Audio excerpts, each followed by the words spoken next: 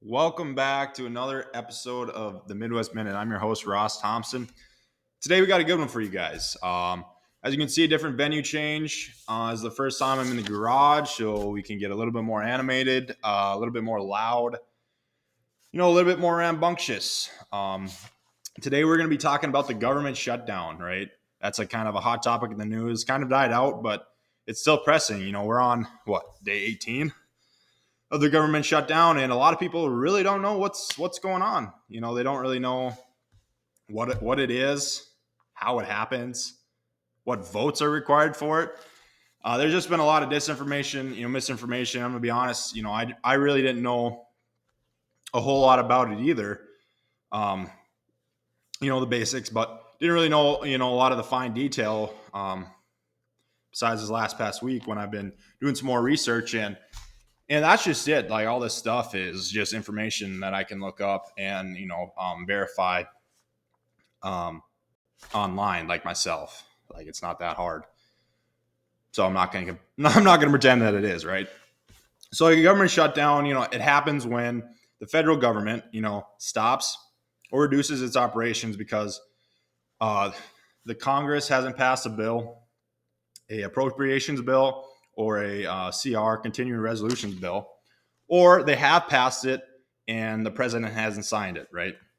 This case, the Congress hasn't passed it yet. The House has, but the Senate hasn't. That's kind of where the holdup is, right? And so what happens there is when that can't get hashed out, like what happens to the workers, like what happens to operations? Well, they get shut down, right? Essential services like for national security, the military, air traffic control, they have to continue to operate. But the kicker is they have to operate without pay, right? So they're either not getting a paycheck or they are by donors or what have you. But that's just what it is. And then the non-essential services like your federal museum workers, your national parks, that are still on the federal payroll, but aren't really that important to the functioning of the government. Um, they're also the same, or they get suspended or furloughed, which we'll go into some of these terms to break it down here actually right now because we're starting at the basics, right? We got to get these terms defined, otherwise you're as confused as I am, right? So a furlough, we'll just start with the last one.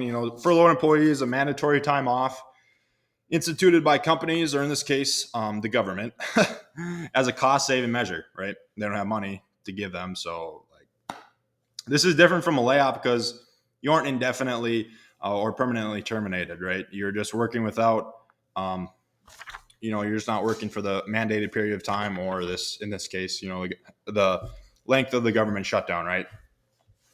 So let's go into a little bit more an important topic. What is an appropriation bill, right? An appropriation bill is a legislation to appropriate federal funds to specific federal government departments, agencies, or programs, right? So, like a regular appropriation bill are passed once a year to provide funding for the whole entire fiscal year, which is October 1st of one year through September 30th of the next year. So if this bill does not get decided by September 30th, right? Like both sides have to come to agreement on what to pay, who to pay, how to pay it, where to pay it from, right? They can pass, or if they need more time to discuss, they can pass a continuing resolution, which extends the amount of time, like they fund the government for like maybe a month, a couple weeks to hash out more details into appropriation bill.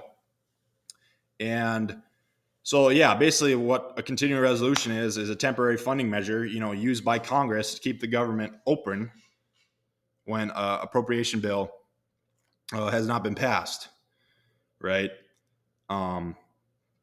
So another thing within that, let me see here, is like why October 31st, right? So a fiscal year is any 12-month period It's not like a calendar year, like January to December. It's any 12-month period that an organization uses for accounting purposes, right? Currently, the federal government is October 1st to September 30th. Already stated that, right? This was not always the case. Initially, the federal fiscal year was just the calendar year, right?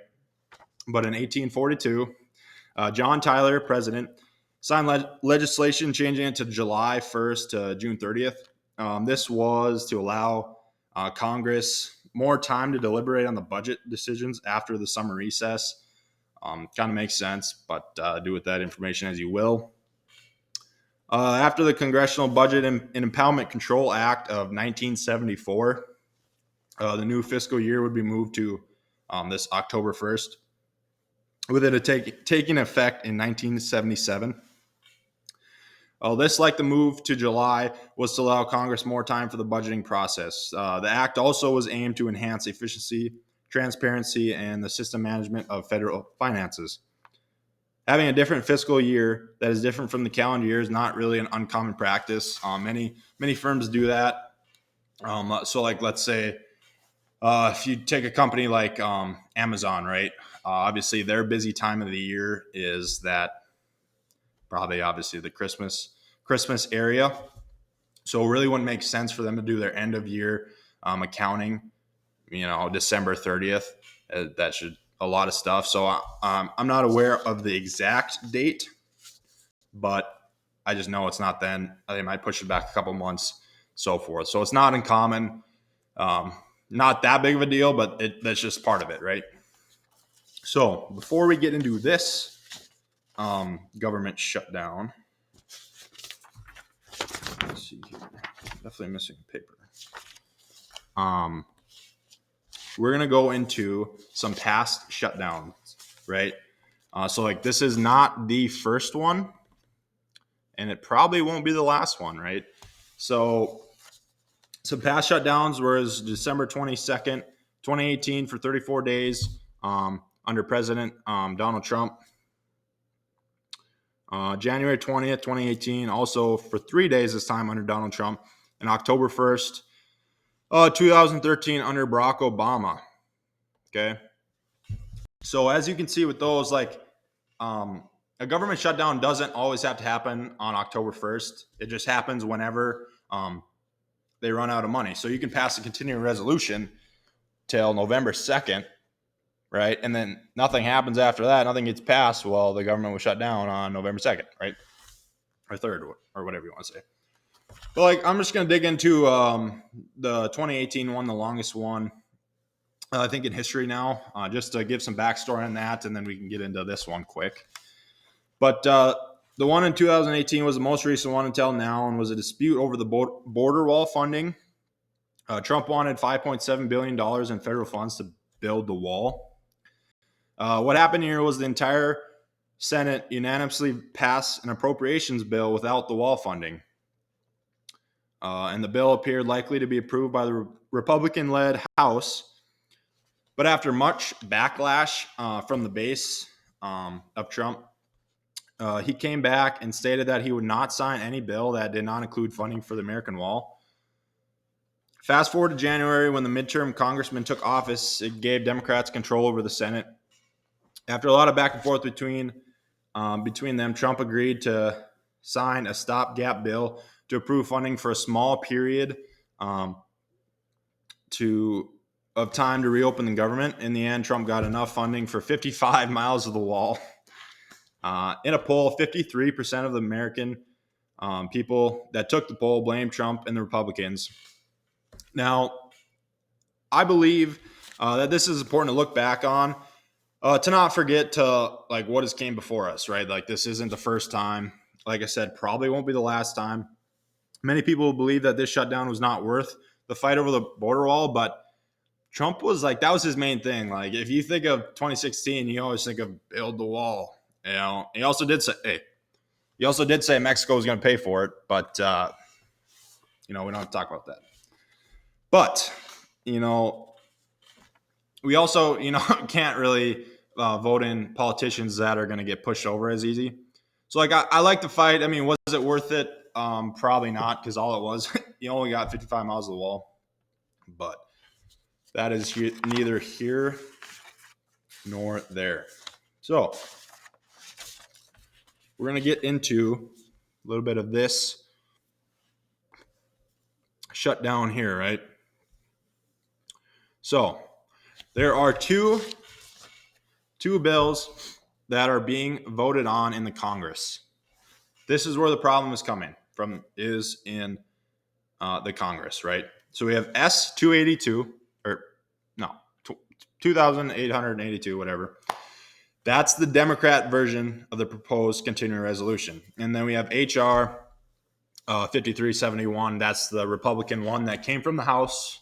The House passed it with a simple majority and made it to the Senate, where that's where the disruption's going, right? So let's get into the Democrat bill.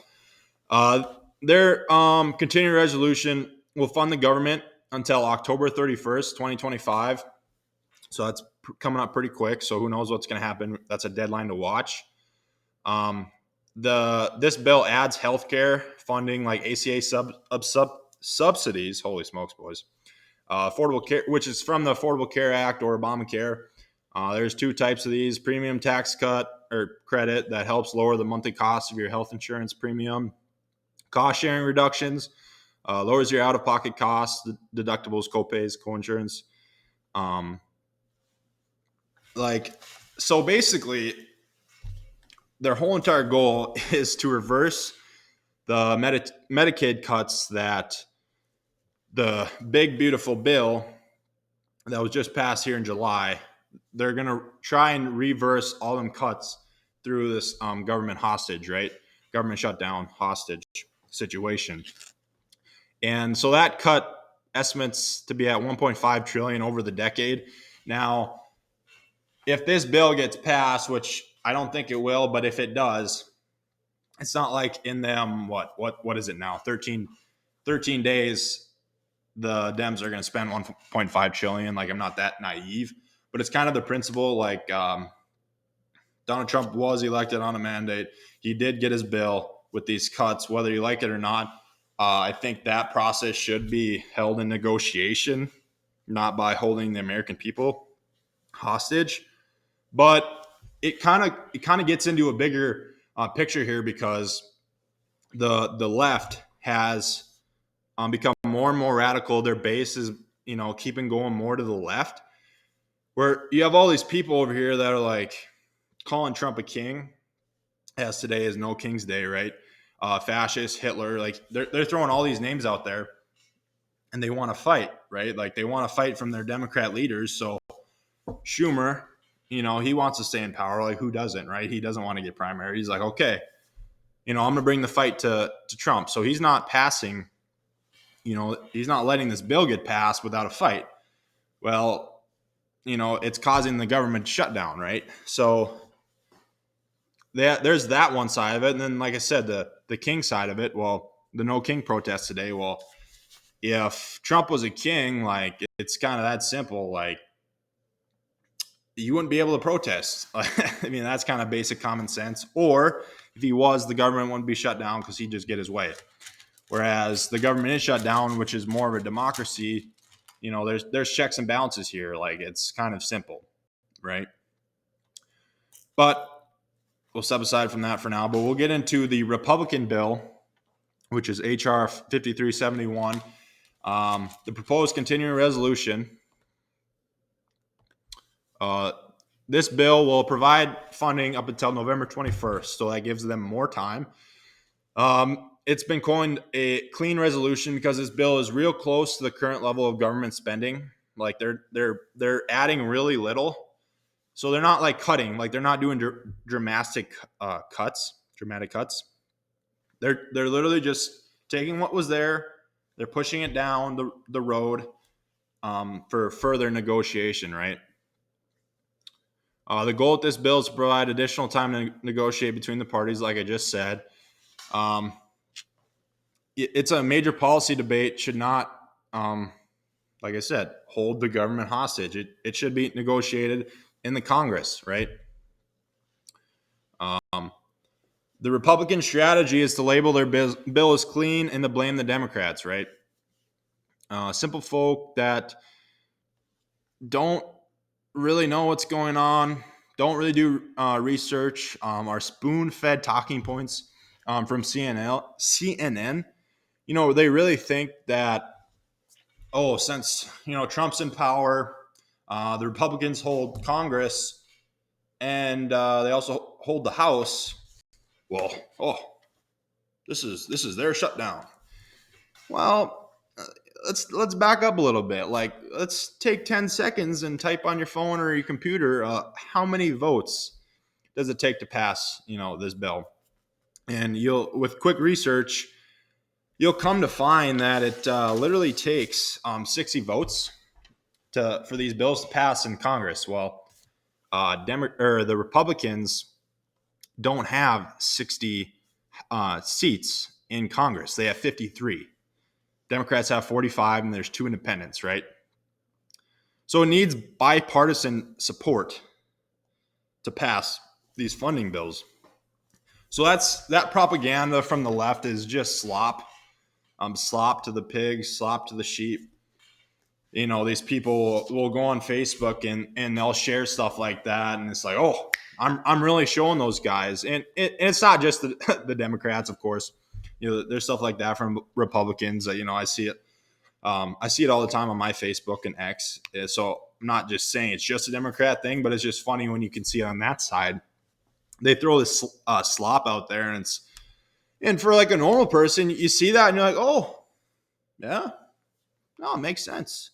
And it does make sense. If I had zero knowledge and I see that, yeah, they do hold all that power. Like, what's going on? Like, why is this stuff affecting? Maybe this affects, me personally. Yeah, I would be mad at the Republicans, but it's not that simple. Usually never is. Just literally just take some time to research things. And if I would have looked it up and it would have said 50 and something's going on, I would have called balls and strikes, right? But that's just not the case. And that's kind of the main reason why I want to do this video. It's like, it's not the case. Like, you just have to do a little bit of research and stuff like that. But they voted on it lots of times, right? The first September 30th, both bills failed. They're trying to get both these bills. They've had 9 or 10 votes now. The most recent one was the 16th, a couple days ago. That was just the Republican bill. And that one failed 51-45, right? So there still needs to be 9 more votes to get that to pass. And I will say it was either September 30th or October 1st. It might have been the 30th. When they were passing the Republican one, it was 55-45, right? So clearly that's more than a majority. And it said rejected on the Senate vote results.gov or something like that. And you just do some research and you'll be able to see what's going on. And it's just simple things like that. But I think we're gonna wrap this up now. I mean, I didn't, you could break apart these bills a lot more, break down the fundamentals of why this is going on a lot more. But I think this has been a good basic introduction to kind of get your brains turned on the right path, and just to get you to see what's going on, right? And just you don't have to believe everything. You can question things. Like, that's not illegal to do.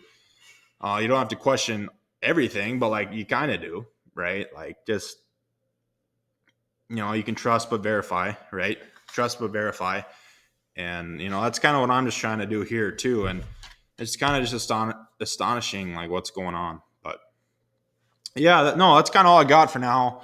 Like I said, email me some topic ideas. Like, guys, my inbox got flooded after my first video, right? No, that's fine. I'm not expecting much, but my brain is only limited. I got a million things going on too. So, I mean, some good topic ideas, and I got one, actually a pretty good topic idea last week by a guy that, talk about what's happening in Minnesota with their, all inclusive driver's license. Well, you can go take that driver's license to vote. Oh, and they don't care. And, someone testified to that on the stand. So maybe we'll look into that a little bit more, see what, briefly hit that when I can. And I just can't promise when the next video is going to be. It does take research because I don't want to put out, bad stuff. But yeah, just like, subscribe, leave a comment if you want, or just watch it. But yeah, just stay curious, folks. We'll see you in the next one.